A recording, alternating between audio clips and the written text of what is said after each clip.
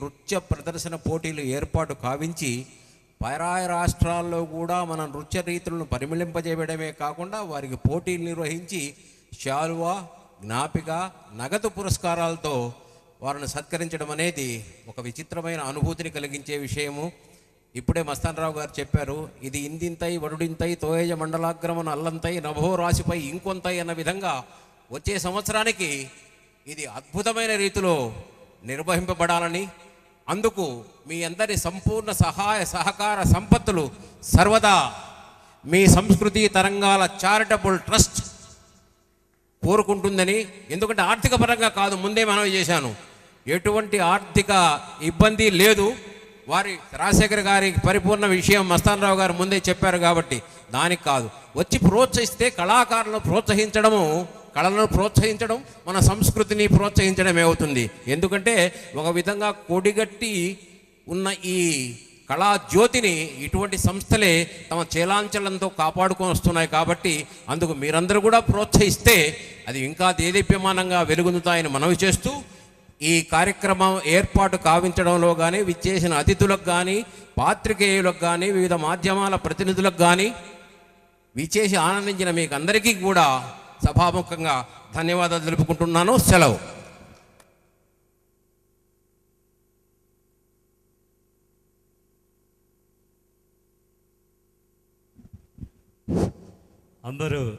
అందరు కళాకారుల సమక్షంలో, కళా పోషకులు, నెల్లూరు పురజనుల సమక్షంలో నేను మీ అందరి తరపున ఎన్నో దగ్గర దాన ధర్మాలే కాదు, ఎన్నో ఇబ్బందులు అందరికి ఇచ్చి కళలను పోషించేది, అట్లా స్పోర్ట్స్ను కూడా పోషించేటువంటి వ్యక్తి బీద మస్తానరావు గారిని నేను ఒకటి అడుగుతున్నాను. మేమంతా కూడా కళాకారులు అందరూ కూడా ఎప్పుడో పెట్టున్నాం. ఈ నెల్లూరు నగరంలో ఇది కళలకు పుట్టింది, మన సింహపురి. ఈ టౌన్ హాల్ తప్ప ఇంకెక్కడ కూడా వేరే ఎక్కడ ఒక కమ్యూనిటీ హాల్ కూడా ఫ్రీగా లేదు. ఇది అందరు కూడా కట్టుకోలేక దీన్ని త్వరగా చాలామంది కళాకారులు వాళ్ళు నేర్చుకున్న కళల్ని మనకు చెప్పి ఆ చప్పట్ల కోసం వాళ్ళు ఎంతో ఖర్చు పెట్టి చాలామంది ఉన్నారు. మేము నెల్లూరు నడిబొడ్డున ఉండేటువంటి స్వతంత్ర పార్కు ఇది ఎప్పుడో పెట్టున్నారు. సీతాకృష్ణారెడ్డి ఎమ్మెల్యేగా ఉన్నా కూడా దానికి శాంక్షన్ కూడా అయ్యింది.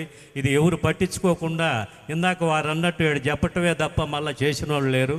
దీన్ని ఇప్పుడు వారి ప్రభుత్వం ఉన్నది కాబట్టి ఇప్పుడు వాళ్ళు ఈ కమిటీ సభ్యులుగా కాకుండా అన్నిటికి కూడా అంతకు ముందు కూడా సేవలో తత్పరులు కాబట్టి ఎన్నో దగ్గరలో ఎన్నో అదృశ్య నెల్లూరు కళాకారులు, నెల్లూరు పురజనుల సమక్షంలో వారందరికీ ఇదిగా ఆ పార్కుని ఒక కళాకారులకి కమ్యూనిటీ హాల్గా ఉంటే ప్రతి వారం కూడా జరుగుతుంది.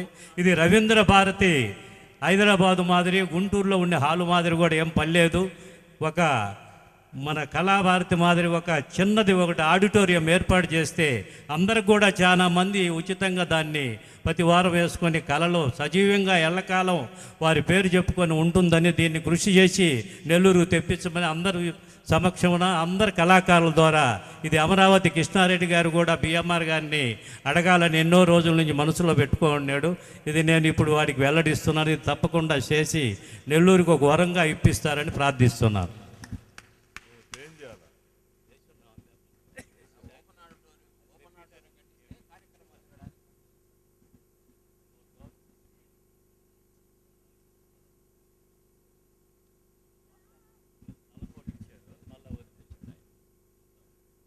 మన కళాభిమానులు అడిగినట్టుగా మన సింహపురి వాసులు కోరుకునే విధంగా స్వతంత్ర పార్కులో ఖచ్చితంగా ఏర్పాటు చేయాలనుకున్నటువంటి కార్యక్రమాన్ని ఆంధ్రప్రదేశ్ ప్రభుత్వం చేస్తామని చెప్పి, అంతకుముందు నేను టూరిజం లాస్ట్ ప్రభుత్వంలో టూరిజం అండ్ కాంగ్రెస్ ప్రభుత్వంలోనే తెలుగుదేశం ఎమ్మెల్యేగా టూరిజం కల్చరల్ అసోసియేషన్లో చైర్మన్గా ఉండాను. 20 మంది ఎమ్మెల్యేలు సభ్యులుగా కూడా ఉండేవాళ్ళు. ఆ సమయంలో నెల్లూరు జిల్లాకి చాలా కార్యక్రమాలు కూడా నేను పెట్టడం జరిగింది. ఈ లోపల ఎలక్షన్ రావడం, అవి మారుమూల పడిపోవడం. కానీ ఇప్పుడు తెలుగుదేశం ప్రభుత్వం అధికారంలోకి వచ్చింది కాబట్టి మాకు అధినాయకత్వంలో ఉన్నటువంటి సాన్నిహిత్యంతో చేసి పెడతాం. అదిగాక ఏంటంటే ఇప్పుడు రాజశేఖర్ కూతురు, నా కూతురు నేను మా ఇంటి పక్కనే భరతనాట్య కళాశాల ఉంది, దాంట్లో చేర్పిస్తాం. చిన్నప్పుడు నా కూతుర్ని ఫోర్స్ చేసాను, చేరమ్మా అంటే చేరతానంటే మన పెళ్లి కూడా చేసుకుంది. ఒక డ్యాన్స్ మాత్రం నేర్చుకోలేదు. అట్లీస్ట్ ఇప్పుడు నేను మొన్న అంటుంది, రెడీ నీ కోరిక నెరవేర్చలేకపోయి అట్లీస్ట్ నా కూతురు పుడితే భరతనాట్యం నేర్పిస్తాలే అని. కాబట్టి అందరికీ సంతోషం, మంచి అందరికి ఆహ్లాదంగా ఈ సాయంత్రం గడవడం చాలా ఆనందంగా ఉందని తెలియజేసుకుంటూ నమస్కారాలతో సెలవు తీసుకుంటాను. రాజశేఖర్ మన